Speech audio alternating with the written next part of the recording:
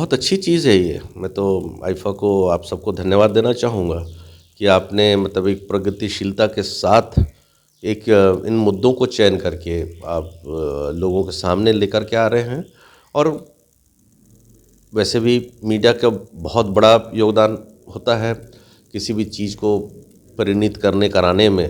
और आप एक मार्गदर्शक के रूप में समाज के लिए और जन नेताओं के लिए और अधिकारियों के लिए आप काम कर सकते हैं, अगर निश्चित तौर पर अगर कोई भी बहुत ईमानदारी से काम कर रहा हो तो।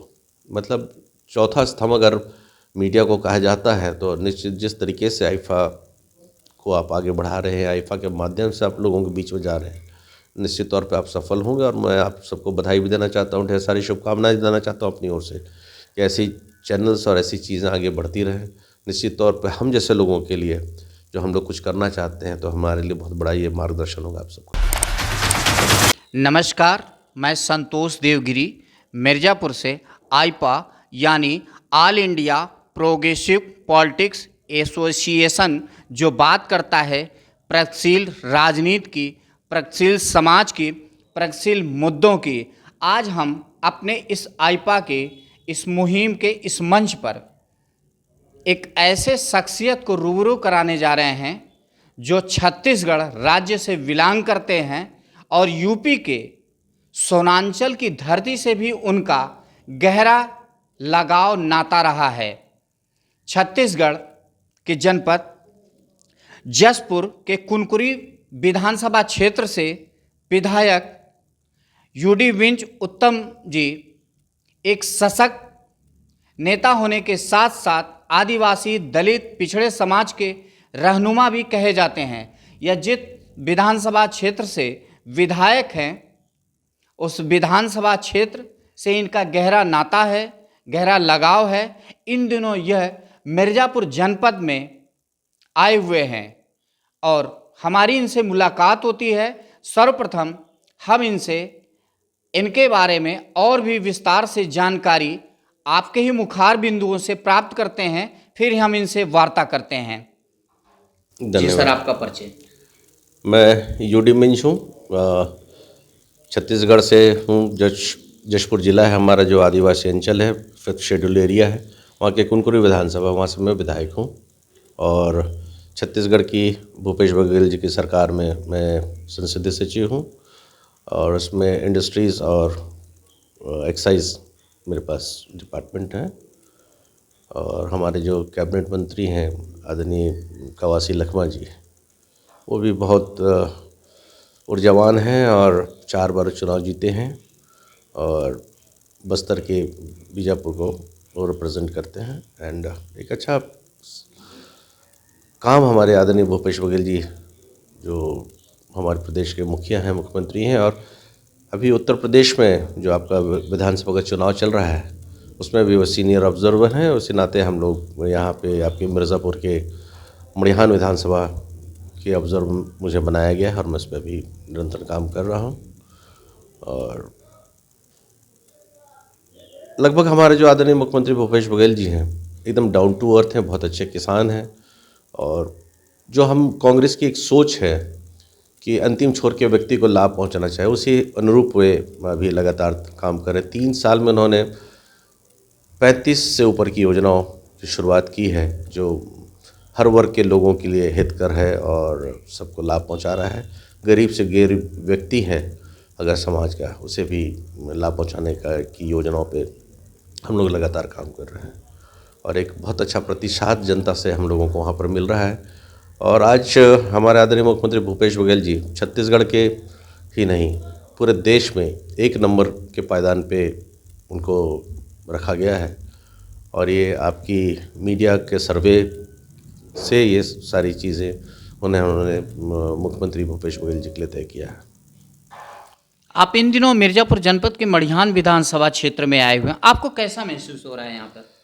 बहुत अच्छा लग रहा है। और मैं आदरणीय प्रियंका गांधी जी को धन्यवाद देना चाहूँगी। उन्होंने मड़िहान विधानसभा में एक ऐसी प्रत्याशी को चुन के कांग्रेस की कैंडिडेट के तौर पे दिया जो स्वयं गरीब दुखों के लिए काम करती है और ख़ुद एक झोपड़ी में रहती है।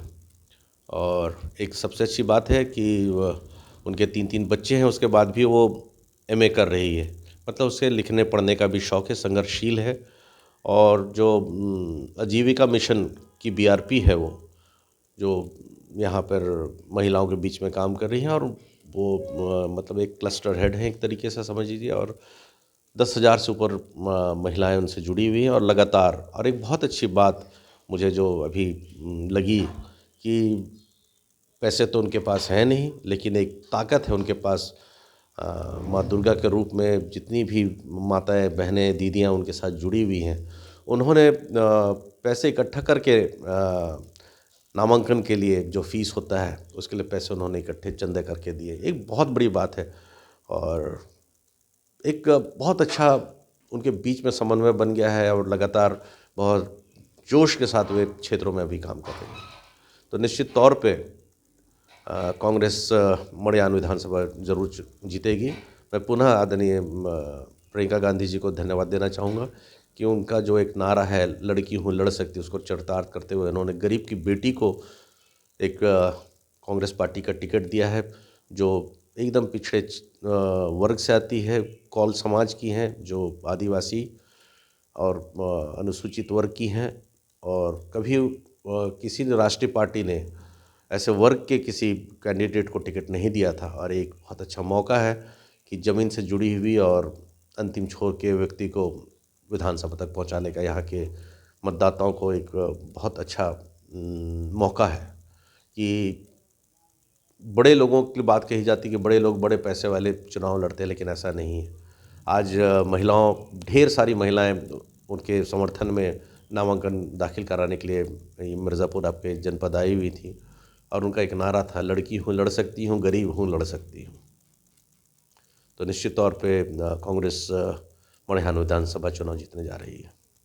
प्रगतिशील राजनीति के मुद्दे पे आप क्या कहना चाहेंगे?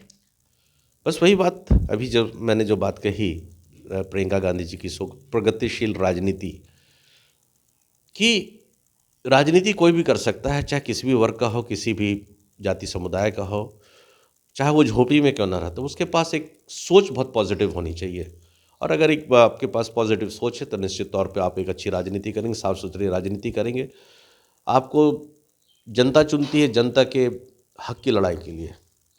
तो अगर आप एक पॉजिटिव सोच रखेंगे, एक साफ़ सुथरी आप अपनी सोच के साथ आगे बढ़ेंगे, आपके व्यूज़ अच्छे रहेंगे, कॉन्सेप्ट्स अच्छे रहेंगे, तो निश्चित तौर पे आप जनता के उद्देश्यों में, जिस उद्देश्य के साथ जनता आपको चुनती है, ज़्यादातर कि भाई उनके काम नहीं होते हैं, परेशान होते हैं, उनको मदद करनी है, छोटी छोटी विकास की बातें हैं, भ्रष्टाचार को रोकना, ये सारी चीज़ों में आप बहुत कारगर साबित होंगे। विधायक जी, अक्सर बात होती है विधानसभा चुनाव या अन्य कोई भी चुनाव हो, स्थानीय हो या अन्य चुनाव हो, स्थानीय समस्याओं की बात होती है, लेकिन जैसे ही चुनाव संपन्न होते हैं स्थानीय समस्याओं को जनप्रतिनिधि भूल जाते हैं। आखिरकार ऐसा क्यों होता है? पर्सन टू पर्सन डिपेंड करता है कि स्थानीय समस्याओं को भूल जाने की वजह। जैसे मैं अपनी एक उदाहरण बताऊँ, हमारे यहाँ छत्तीसगढ़ में अभी तो हम लोग नए विधायक चुन के आए, तो एक चीज़ों को समझने में, देखने में, सीखने में थोड़ा सा समय लगता है। उसके साथ ही साथ अभी कोविड का कार्यकाल आ गया, उसके बाद केंद्र की सरकार, मोदी जी की सरकार लगातार भेदभाव कर रही है। हमारे जो फंड्स हैं उसको रोक रखती हैं। लगभग 32,000 करोड़ रुपए जो हमारे हक का पैसा है, जीएसटी के पैसे, रॉयल्टीज़ के हैं, वो सब उन्होंने रोक रखा, जबकि हमारे छत्तीसगढ़ का बजट 1 लाख करोड़ रुपए का है। और अगर 32,000 करोड़ रुपए कोई सरकार रोक दे तो काम करने में दिक्कतें तो आती हैं। तो हमारे यहाँ की परिवेश थोड़ी सी दूसरी है। अब भूल जाने की बात तो ऐसा नहीं है, लेकिन विधानसभा जब चुन के हम आते हैं तो लोगों की अपेक्षाएं भी बहुत रहती हैं, स्थानीय मुद्दे, छोटी छोटी समस्याओं को लेकर के, लेकिन निरंतरता उसमें बनाए रखनी पड़ती है। वो अपने अपने रुचि के ऊपर, अपने अपने सोच के ऊपर है। जैसे मेरे यहाँ जशपुर ज़िला बहुत खूबसूरत ज़िला है, उसको मैं छोटा स्कॉटलैंड बोलता हूँ। पर्यटन की अभूतपूर्व संभावनाएं वहाँ पर है। टूरिज़्म के लिए एक बहुत स्कोप है। 14 से ऊपर वाटरफॉल्स हमारे यहाँ। बायोडाइवर्सिटी के लिए कंजर्व किया गया हमारा जशपुर डिस्ट्रिक्ट, लेकिन उसको रिपोर्ट को और सारी चीज़ों को दबा दी गई थी। अभी किसी मुद्दे को लेकर वो सारी चीज़ें हमारे सामने आई, तो लगातार हम लोग उसमें फोकस होकर काम कर रहे हैं। एग्रीकल्चर के लिए बहुत अच्छी संभावना है, उसमें हम लोग काम कर रहे हैं। छोटी छोटी चीज़ें दिनचर्या में जो चीज़ें हैं वो जब आप जनसंपर्क में रहते हो तो चीज़ें आती हैं, लगातार मिलना जुलना होता रहता है, काम धाम होते रहते हैं। बहुत बार कभी चीज़ें छूट जाती है, इसको रीज़न क्या होता है जो हमने महसूस किया है, वो ये है कि आपको किसी ने कोई आवेदन दिया है, कोई बात कही है आपको, काम आपके पास बहुत है, अगर आपको काम करना है तो वो चीज़ अगर लगातार याद दिलाते रहें तो काम हो पाता है। और अगर वो काम याद दिलाने वाला शख्सियत आपके सामने नहीं है तो निश्चित तौर पर वो चीज़ स्किप आउट हो जाती है, ओवरलुक हो जाती है। तब आप ये कह सकते हैं कि हाँ भाई, छोटी-छोटी चीज़ों को भूल जा रहे हैं। लगातार मतलब जो जनता है उनको भी याद दिलाते रहना चाहिए, मिलते-जुलते रहना चाहिए, किसी न किसी बहाने से मिलते-जुलते रहना चाहिए, बड़ा अच्छा समन्वय बना रहता है। एक अच्छे एटमॉस्फेयर में आप काम कर सकते हो। लोगों को बड़ा भय लगता है कि वो कोई भाई नाराज़ नहीं हो जाएँगे, ऐसा कुछ भी नहीं रहता है। डिपेंड्स, मैं बोला ना, पर्सन टू पर्सन बहुत सी चीज़ फ़र्क करती है। हाँ, कुछ लोगों का अपना तरीका होता है। अब प्रशासनिक लोगों से काम लेना भी बड़ा कठिन होता है कभी-कभी। जैसा हमारे यहाँ 15 साल भाजपा थी, भ्रष्टाचार चरम सीमा पे थे। तब लोगों की भी आदतें, अधिकारियों की भी आदतें वैसी हो जाती। धीरे-धीरे वो सारी चीज़ें समय के साथ बदलती हैं, फिर उन लोग यूज़्ड टू हो जाते हैं कैसे काम करना है, आपको समझने लगते हैं। तो एक वन टू वन एक सबके साथ रिलेशंस बनाने की ज़रूरत होती है, बनने की ज़रूरत होती है, समय के साथ चीज़ें बनती हैं। कभी-कभी लोगों की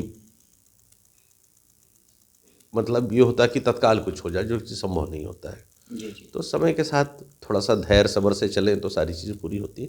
हाँ, ये जैसे मैंने कहा कि याद दिलाते रहना चाहिए, और आप अगर योजनाबद्ध तरीके से काम करेंगे तो निश्चित तौर पे न आप सफल होंगे। और आपकी टीम अगर अच्छी है, जो आपके पीछे, आपके पर्दे के पीछे जो काम करते हैं, वो टीम एक अच्छी होनी चाहिए।